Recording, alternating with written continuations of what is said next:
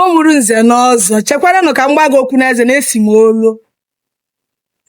Ọkwa sị na mmadụ nụọ ogoni nụọ di na-abụ ọ mara nke ka mma. Nke a bụ nwoke nụọ nwaanyị na-abụ ọ mara nke ka mma. Somebody allegedly ka asịrị ka akụkọ siri kọọ ka akụkọ siri kọọ na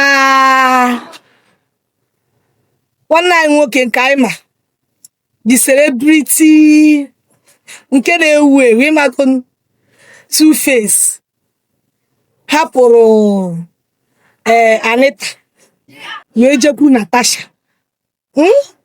Ọ hapụrụ Anita jekwuru Natasha. Ugbu a sị na ka akụkọ siri kọọ ọ bụrụ asị ya sokwe ndị kọrọ biko na ọ bụghị m kọrọ. Now a sịrị na Natasha na-atazi ya bụ Tupac.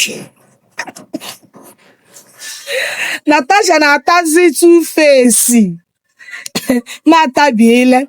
A sị na Natasha na-atazi Two-Face. Ọ na-akwụ ya duga duga. Nne m aka sị ka jụọ onye na-ahapụ nwaanyị ya na ya bigoro ọtụtụ afọ, ọ bụghị na o nwere nnukwu okwu na-esere unu na-abụghị ihe unu ga-agbakọwa ọnụ lọpụta n'onwe unu.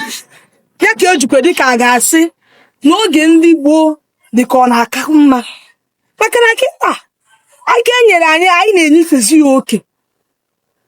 Obere ihe ga-eme asị na-agba anụkwaghịm, obere ihe ga-eme asị na-agba anụkwaghịm, obere ihe ga-eme asị na-agba anụkwaghịm.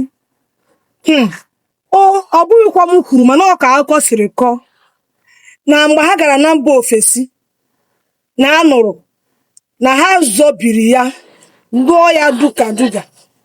Nke ahụ aka na-ekwu ya na-asị ya na asịrị ya na-akọ ya n'akụkọ. Amaghị m ka asị nọọ Natasha ka ọ Natasha na Natancha nọ na live video ya ekwentị ọ na-akpọ gị na onye gị na ya na-ekwu na-afụ onwe unu, na-afụ onye gị na ya na-ekwu, na-afụkwanụ ihe onye ahụ na-eme ozugbo ahụ.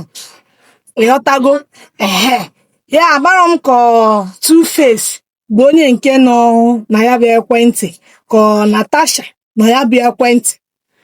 Natasha wee sị na otego a na-akọ ya n'ọnụ kịta ka ụwa niile fụrụzie nwere anya ha wee fụrụ wee tụtụrụ ụla ịgbakwa akụkọ ka nkụ ụbọchị nta ka ịchọ na Owerre echi biko mechikwa ọnụ ọbụkwa m kọrọ gị ka emesịa nụ.